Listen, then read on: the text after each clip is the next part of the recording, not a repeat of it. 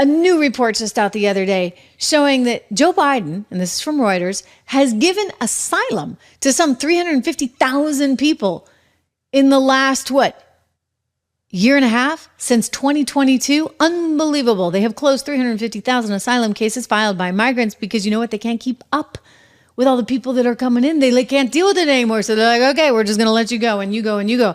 You couple that with the fact that Joe Biden's administration has been sending people that have come in over the border into various communities in the dead of the night using your taxpayer dollars. Thank you very much to do so, flying them into these communities in the dead of the night. And theoretically, I mean, we have to say, well, why would you do that? It's potentially because they're trying to influence census data in some of these places and therefore get more representation in Congress. It's bonkers. I mean, this is not right and it shouldn't be happening. I mean, this feels like some kind of violation, right, of something. A country has borders for a reason. Don't tell that to Mexico's new president, though. She actually believes in porous borders. She's somebody who has a bit of sponsorship from the World Economic Forum, Claudia Sheinbaum. Well, what's he doing? Like, how is this going to play in Peoria, so to speak? It doesn't, right? Americans are annoyed about this because we barely have enough ourselves, right? We're dealing with this economic challenge. How can we possibly take on millions and millions of migrants and not even know who's here? I mean, just from a national security standpoint alone, it's pretty startling. Well, Biden has said from the beginning that it's perfectly fine. I've showed you the clip before. In the Democrat debate back in 2020, he's like, bring them in, bring them in, bring them in. You know, I would stormpede the border if I were that. I would encourage them to stormpede the border. This is what he said. Well, what do you know they did? And now we're just giving people asylum, 350,000 of them, because we can't handle the traffic. He had to do something. So this week, big fanfare, executive order saying, you know what, I'm going to shut down the border whenever I need to shut down the border because if it gets too big and there's too much of a surge, I'm going to have to shut it down. Does he mean it? I mean, he could have done that ages ago, right? Donald Trump talks about how he's going to do that as soon as he gets into office. What is this really about?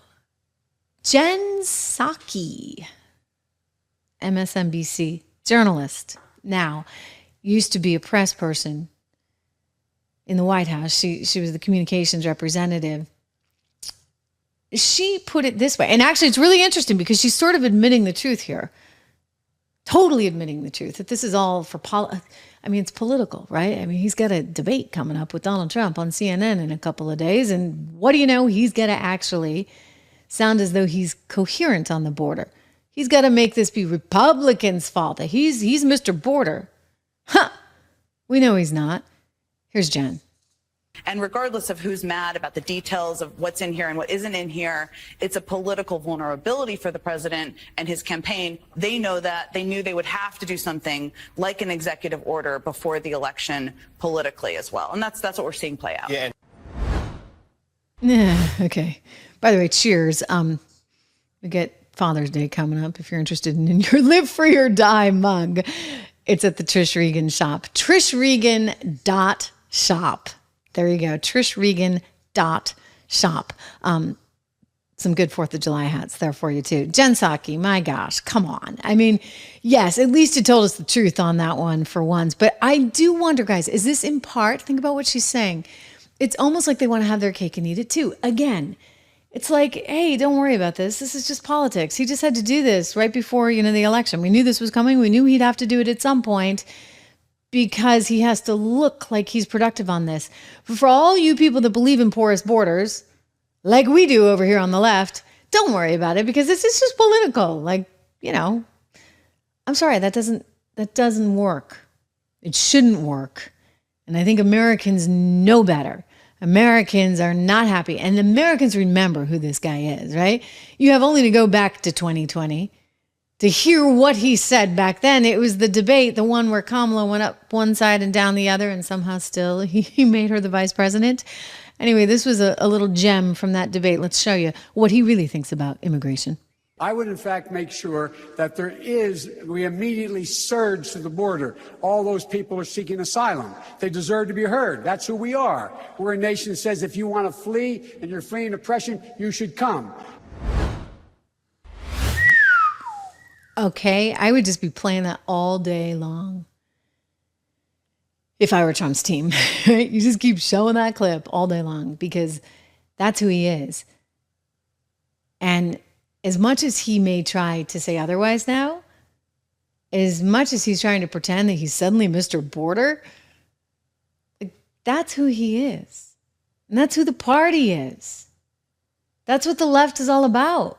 I mean, George Soros, right? You know, this open society. He calls it the Open Society Foundation for a reason. World Economic Forum. Loving Claudia Sheinbaum, who tanked the peso like within hours of her getting elected as the president of Mexico, and tanked the stock market there because everybody's worried about her lefty policies, including this porous border thing. I mean, by the way, what does that mean for the U.S.? We used to actually sort of count on some help, right, from Mexico in policing those borders. Well, now forget about it.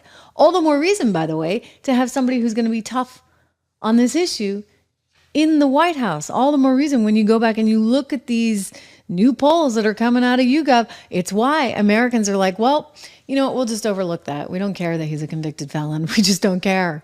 We don't care anymore, all right? Because it's that bad. Joe Biden, you are that bad. Americans would rather have a convicted felon over you. So you know what? You and Alex Soros, the son of George, who tweeted out, we should just keep calling him convicted felon all day long. Forget about his name. You know, Americans are okay with it. They're actually saying, bring it on, because you stink that much. So I just look at it and I go like, what is their plan? What is their plan? I will tell you this. If they get another 4 years, God help us all.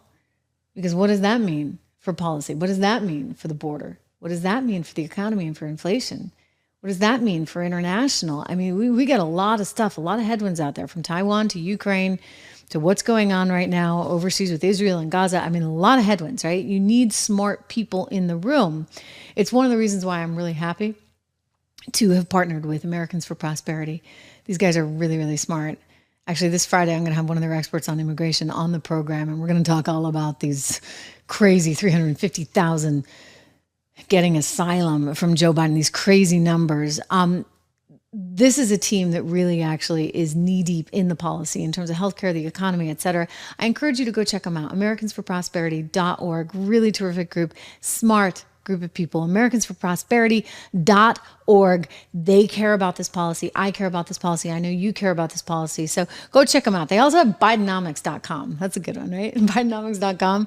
I loved it because, you know, with all the TikTokers they have in the White House, somehow nobody actually came up with the idea to go get Bidenomics.com. And so Americans for Prosperity did. And they basically poke holes in it all day long. It has been a train wreck for the economy. You have only to look at the inflation numbers to know that. It's proven.